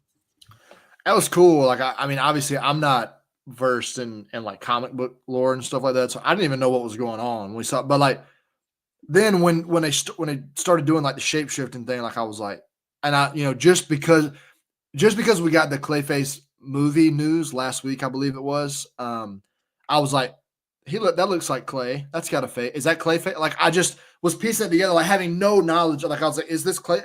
Because the timing worked out like really well for that. And I was like, I'm sure that was by design. Like, they knew it was coming. So they were like, for people like me who are like, oh, I don't even know what or who Clayface is. But now I do, because they introduced it. They said they're getting a movie. And then now we see it in Creature Commandos. So like, it was cool. I mean, once I pieced it together. But the weirdest part of that whole scene to me was like, Rick Flag Sr. apparently, I mean, I'm sure he's going to come back. He has to come back in some way. We already know he's going to be in Superman. We know he's going to be in Peacemaker season 2, which both take place after this.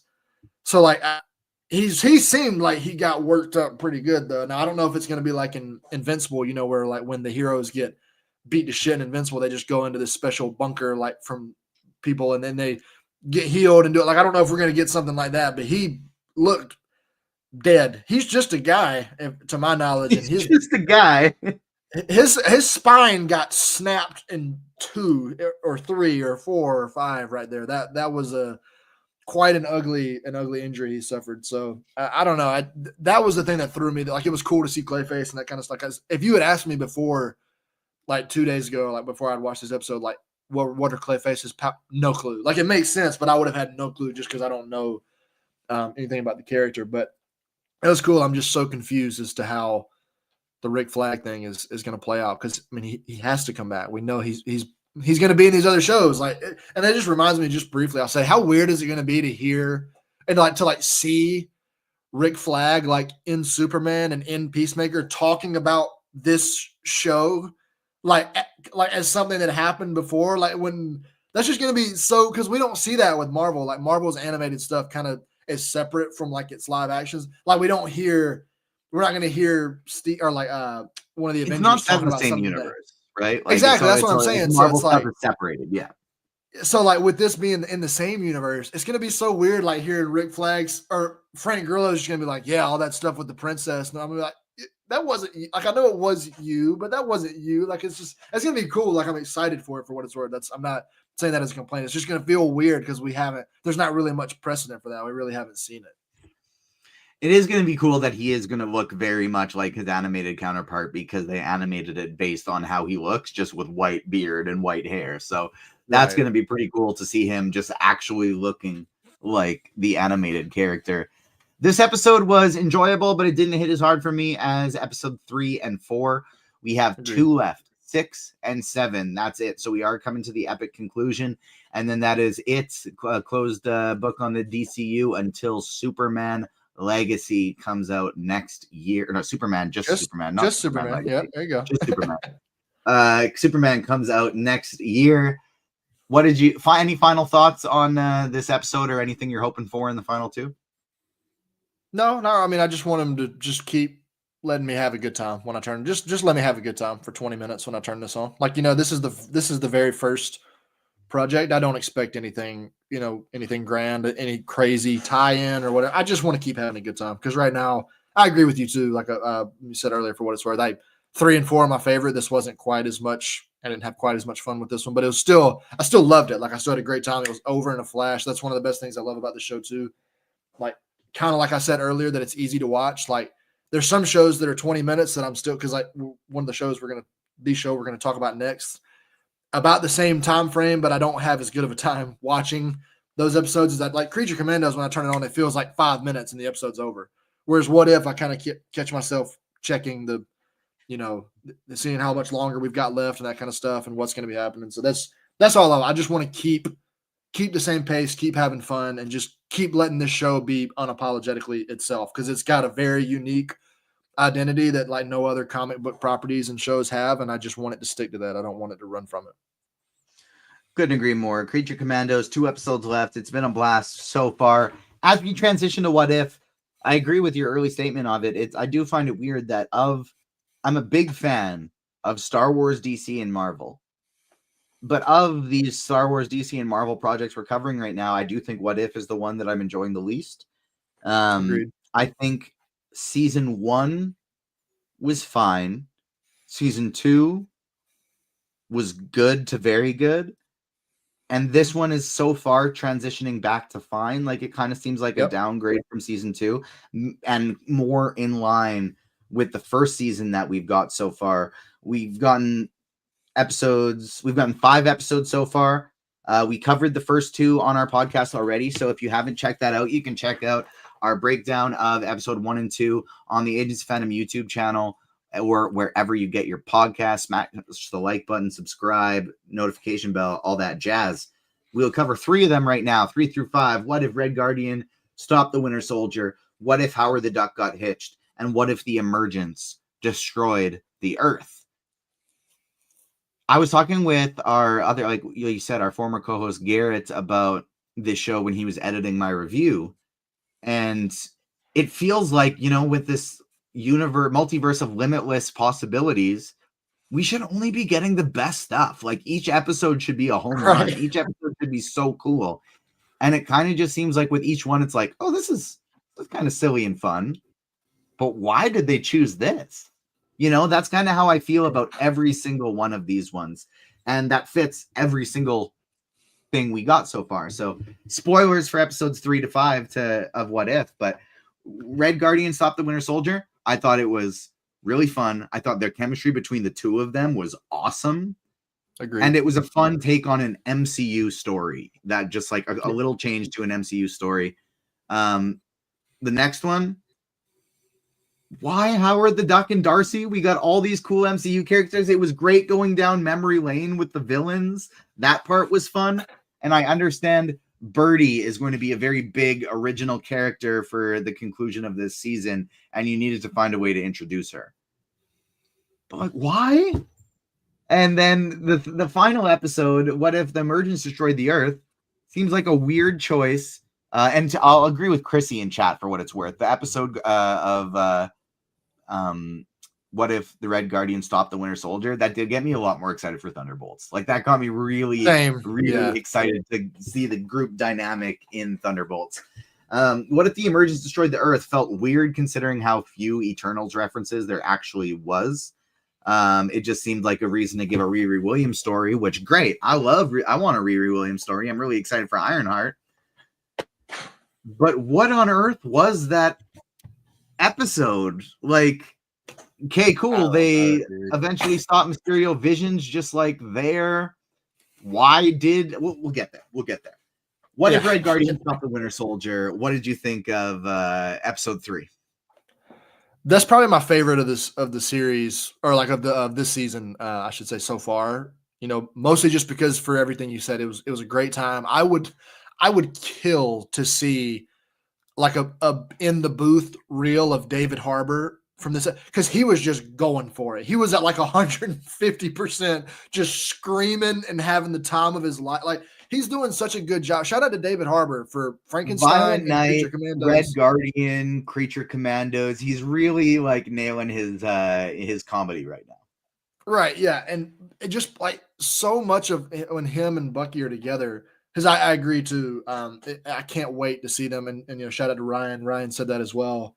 That it made him much more excited for Thunderbolts. But he was just, man, he was going for it. He's just like so many times I'm kind of like, if I'm glad I'm not watching this with headphones in, because he is really yelling and going for it and having a good time. But it's just, one of my biggest complaints about What If through the first 2 seasons is like, I 100% agree with what you opened with like, you can't tell me this show you can't market it as what they say, a prism of endless possibility, and then give me stories that are just like one tiny change.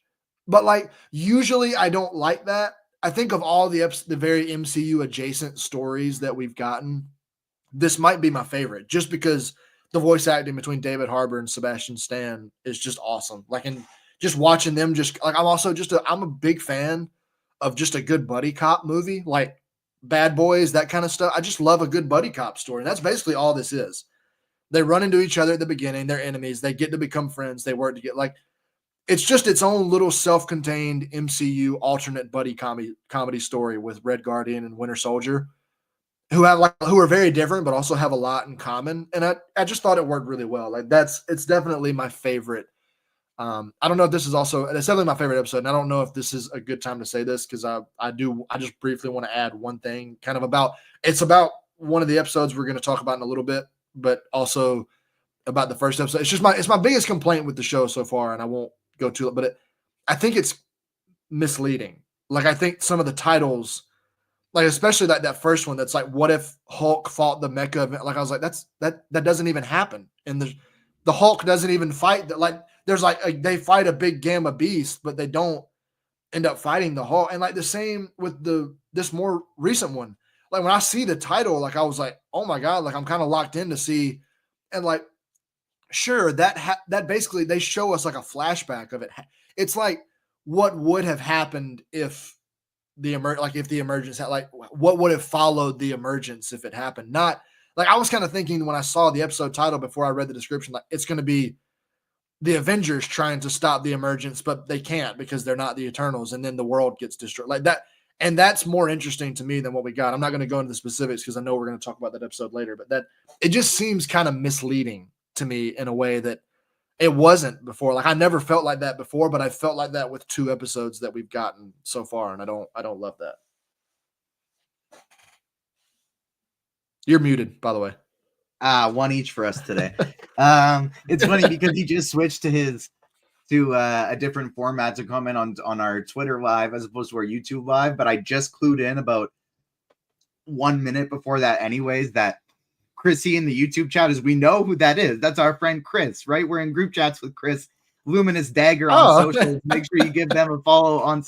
Shout out to Chris. I love Chris, man. Chris posts some great stuff, and we're gonna have to make sure we get Chris on the podcast ASAP here. That's a long time coming. I should have done that already. So shout out to Chris.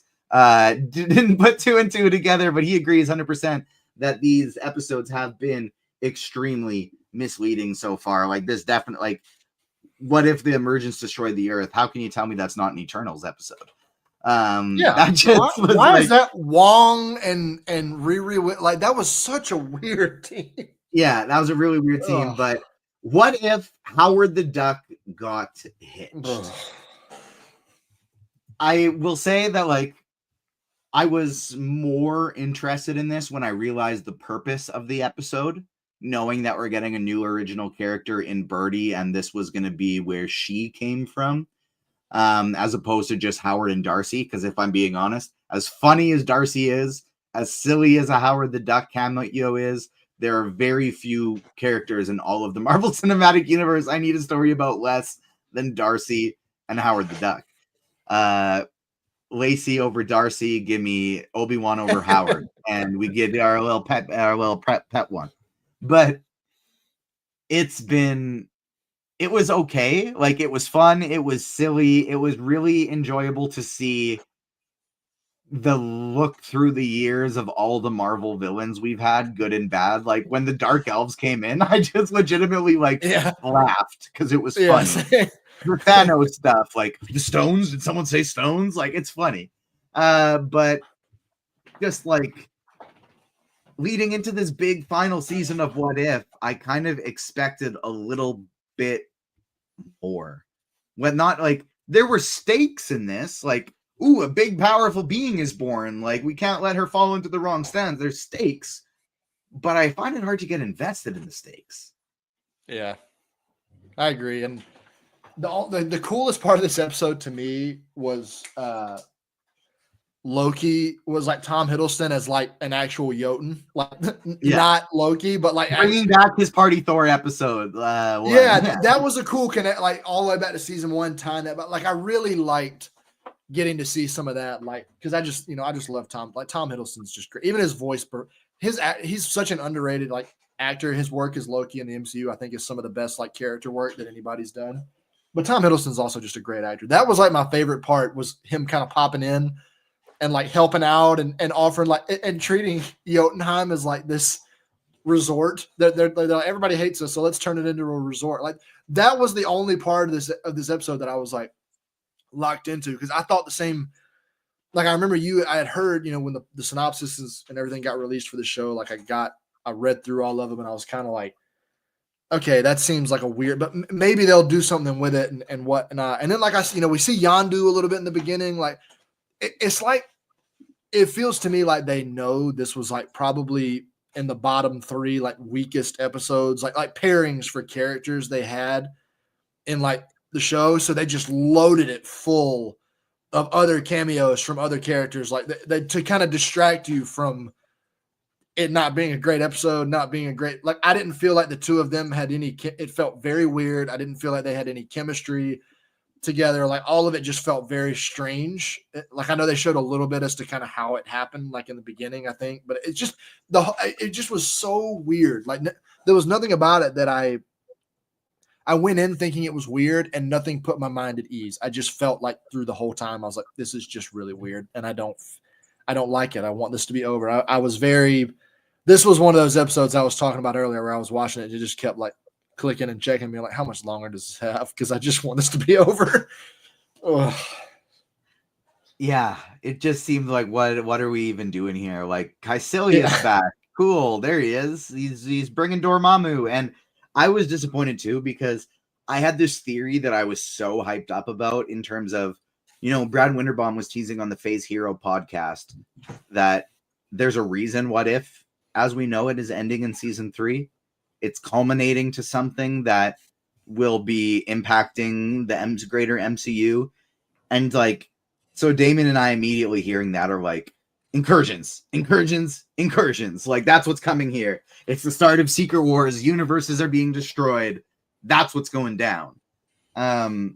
We haven't gotten any hints of that yet, but I was hoping so badly that in the trailer, when you see the little hint of Dormammu, since Doctor Strange in the Multiverse of Madness ends with Doctor Strange and Clea going into the dark dimension to stop an incursion, it felt like the perfect place to pick that back up, reference it, have our universes, Strange and Clea, going through trying to stop different incursions that are happening because of the various what if sequences throughout season 3. Like it just felt like a super perfect way to connect it all.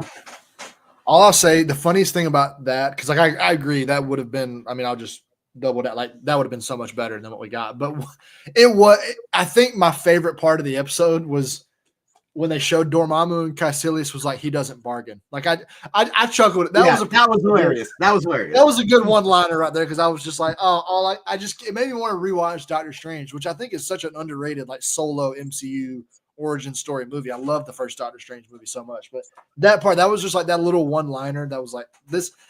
If they're gonna do silly like this, which is obviously just silly and doesn't matter, like at least give me more of that, like just straight humor, because that was funny. But yeah, it would have been nice to get to see, and that would have been the perfect kind of like segue for them to introduce like Dormammu and Doctor Strange and Clea and all that kind of stuff, which it just seems so strange that we don't. Ironically, I didn't mean that in a pun when I said strange, but like it seems so odd that we last saw Doctor Strange. Well, it's been about 2.5 years since we last saw Doctor Strange and Clea like head off on, and we like, I don't feel like we're gonna get another Doctor Strange movie or anything anything before Secret Wars. Definitely not. So like it's like, or any, not even, we know we're not getting it. We know what all we're getting before Secret Wars. I should rephrase what I'm saying, but it just seems like how is what they just have so many threads going out, and I just don't know how they're going to pull everything and tie it all back together. Like, cause I don't know. It just seems like what's going on. Yeah, without a doubt, the biggest flaw of phases 4 and 5. I've been a very big supporter of phases 4 and 5 because I think individually they're better than 1 and 2. The movies are better in phases 4 than in either 1 or 2. The individual movies that we get. But every single one of them has this post-credits thread that doesn't get resolved. From Thor, Multiverse of Madness, Shang-Chi, all of them. And so it just leaves us like, the connectivity is one of the things people love about the MCU, and we're kind of missing it. And I understand that Phase 4 needed to introduce a bunch of brand new characters for us to fall in love with, so we could have something like an Endgame at the end of the phase. But they started with it, and they just kind of abandoned it. They introduced us to new characters we did fall in love with. Shang-Chi, Kate Bishop, Kamala Khan, Yelena Belova. But then it has taken so long to reconnect these characters together. Yeah. When are we getting the Young Avengers project?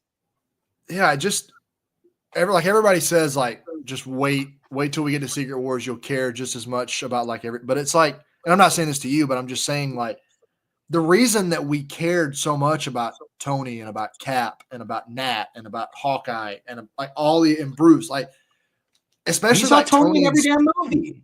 It's Tony and Steve, we saw in like 15 different projects for like 10 years. I'm not going to care about some of these characters that I've seen once in their own movie that then they just show up in the finale. Like, that's the biggest thing that I want. Like, and I know we got some of it with like the Marvels. Like, it just seems so rushed, because like everything that we're doing right now, like this phase started in 2021 and it's going to be over in 2026. Like, it just, like, it seems instead of giving 5 characters a ton of screen time, they gave 20 a tiny bit.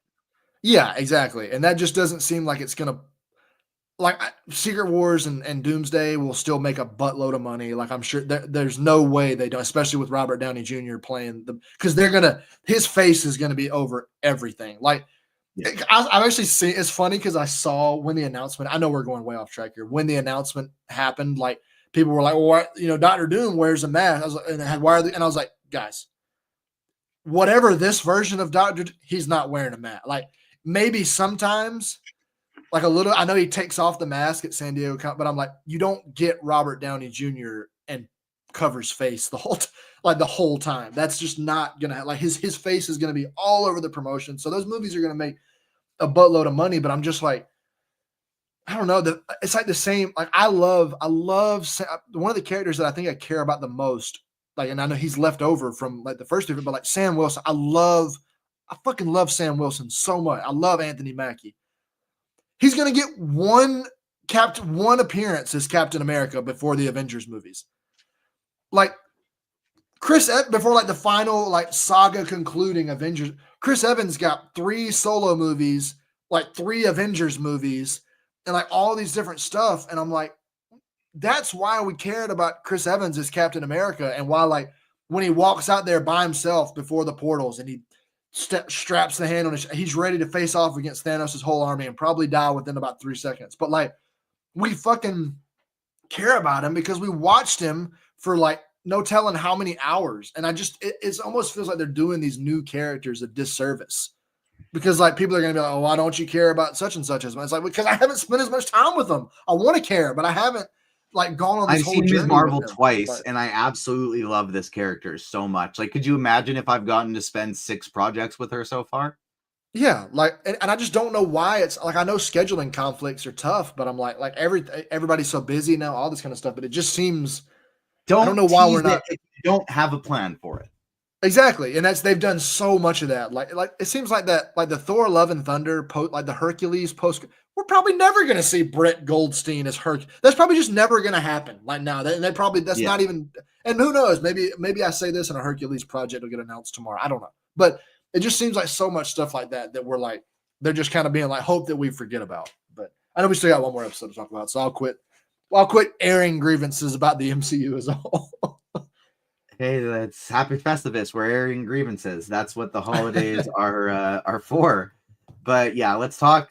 What if the Emergence destroyed the Earth? The most misleading title of them all here. It's essentially what if the Eternals lost and what if Spider-Man lost in Far From Home, leading to Mysterio having all of Stark's tech and taking over the world after it is destroyed by Tiamat, who emerges from the Earth's core. So we got 2 Tiamat stories in the first 5 episodes. Why? What was the point of this episode? Like, the guy who was playing Mysterio, I think he did a really good Mysterio voice. Sounded like an older, corrupted Jake Gyllenhaal's Mysterio. I thought that was really good.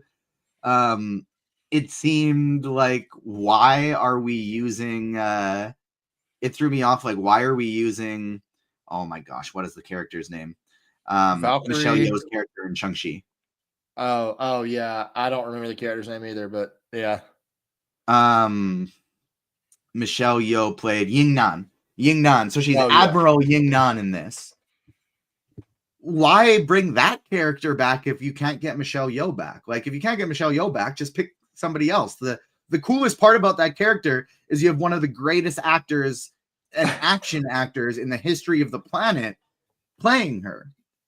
Just bring Shang-Chi back. Well, you got Simu Liu for the yeah. Like, why do a side character in Shang-Chi that you can't bring? Yeah, it's so. Or Zhu Ziling. Have it be Zhu Ziling. Yeah, that was super weird. They use Okoye, but it wasn't Okoye's voice actor coming back for it. So a lot of odd ones with the odd choices with that.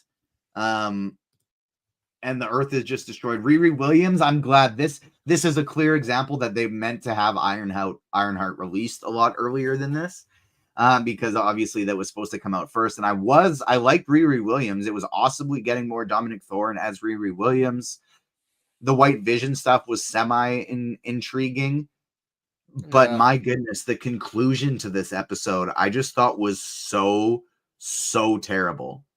Like, we just get a really boring Mysterio and Ironheart fight. The Mysterio stuff was cooler in live action, and that should be something that should be easily cooler in animation. Yeah, it was so like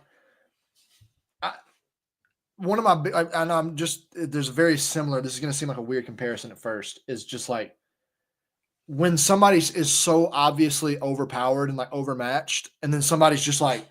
Somebody whispers to him and's like, "Hey, fight. Don't be," and it's just like, "Okay," and then they just win. I was like, "What?" Like, I was like, "What's it?" When she was like, "Okay," and just stood up and started like turning. Like, I was like, Did he give her a power boost? Like, right. Like, I was like, "What is that? If you had that in, why not just do that the whole time? Like, why?" And then. It was just so, because they did it earlier too. Like, it looked like she was going to get the upper hand, and then he was like, "Ha, no, you're not." And then it's like it's over. And then it's like, "Ha, no, it's not over. I'm actually going to win." And then I don't know the whole. And just, like, also, why? Why did he intervene? Because I understand why he has intervened in the past. You know, multiple universe, thousands of universes, the entire multiverse is going to get destroyed. Yeah, bro. Get involved. This was just Earth. This is one person on Earth. It's not even like it was a whole universe. It was just a planet. What the hell are you doing? It's just, he kept saying too, it's like, he's like, I've watched, he said it like 10 times. Like, I've watched this too many times. I can't watch it again. And I was finally just then don't look somewhere else. It's like one, go away. Two, you have watched billions of trillions of people die. Why this? Like, why is this where you draw? And also, like, it's strange to, I guess it makes sense, but maybe this is a weird complaint, but like, if Tiamat came out from the earth and I don't think anybody's surviving. How are people just living on chunks of earth floating in space? I don't think I know that may be a little too like scientific, but it's just in my head. If Tiamat comes out of there, everybody's dead. The whole earth is destroyed. Like, when I saw that, and it was like, oh no, people are living on these little floating chunks of earth. Like, I was like, what? Like, I was so out on this from the beginning, and and then Wong doesn't speak they have the camera on him so much for the first 15 minutes, and he just doesn't speak. He's at the front of every. It's almost like they thought they were going to get Benedict Wong to voice the character, so they were going to put him in it a lot more.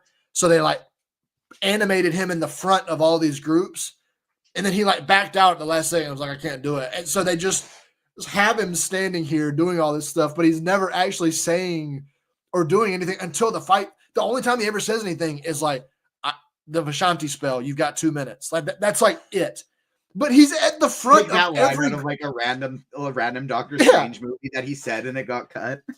Yeah, it's just so that part too. Like the group would be standing there and he'd be at the front and it'd just be like somebody behind him talking, and I'm like, what is happening here? Is he not gonna speak? Like I was like, is this Benedict Wong? Because he doesn't speak for the first like 10 minutes. Then it's like, oh no, it's not. You can tell immediately it's not him. I'm not saying the other guy did a bad job, whoever's voicing him, but it's definitely not him. And it's just so much of this episode was so strange. Like I can't remember. There was one episode too that I hated last season that was like this. I don't remember exactly which one it was, but I don't know. It was I think it was the blue when like Happy Hogan turned into like the Purple Hulk. Like that was like one of the dumber ones I think of the whole show. That was like bottom 3, like along with this one.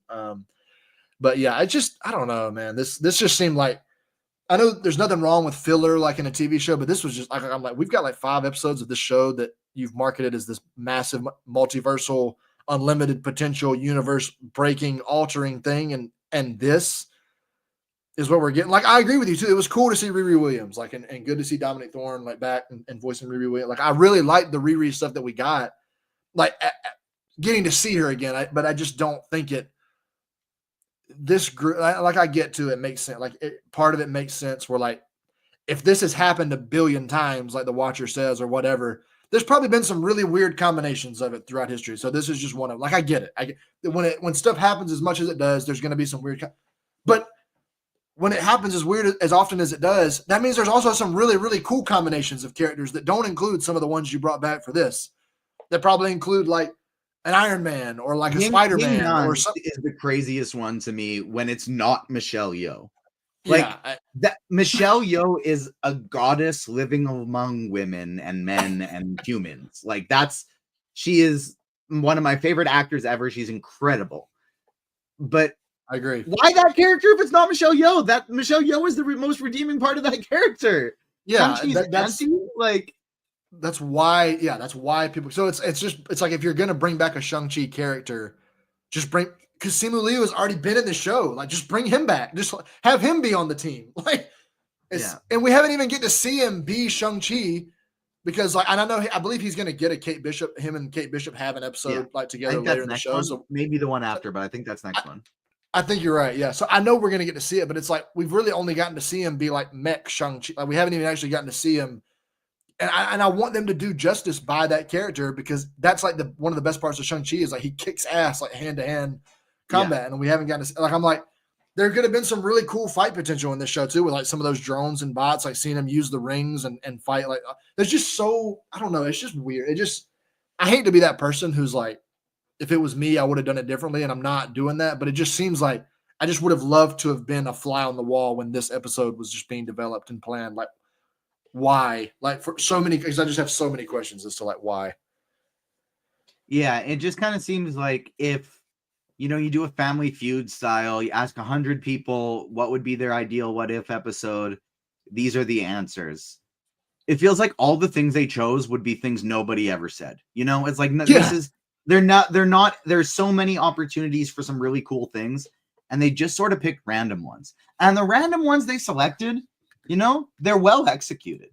This one I didn't think was all that great, but for the most part, they are really well executed and they're fun. But it's still just kind of comes back to like, but for why? But for why? That'll do it for our what if coverage today. We'll be back breaking down the final 3 episodes of the series next week, Monday the 30th. We will have our Sonic 3 review dropping tomorrow, Friday the 27th, because I'm a silly little man who forgot to upload it. And so we'll get that going next week, which works out because there is no Comic Corner episode this week. So it actually was a little bit of a happy mistake. And then we'll have next week, Monday the 30th, we'll be talking to John Bailey, not Wicked's Jonathan Bailey, but Marvel Rivals is John Bailey, Jeff the Land Shark himself. And then we got a lot of really exciting coming up with a conclusion to our Skeleton Crew and Creature Commandos coverage next month. But also coming quick, next month is your friendly neighborhood Spider-Man, the Marvel animated show we are incredibly excited about. And then after that, February, March, it's time for some Daredevil Born Again. We got so much great stuff coming in 2025. So make sure you hit the like button, subscribe, hit the notification bell so you don't miss out on any of our great content.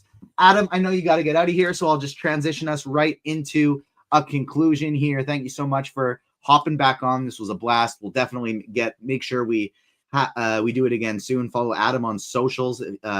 Search up Adam Blevins on the different places and you will find him. And you can find all of his great work up on agentsfandom.com as well as Collider. Thank you so much for joining us this week, everyone. We will be back soon and we'll see you next time. Peace.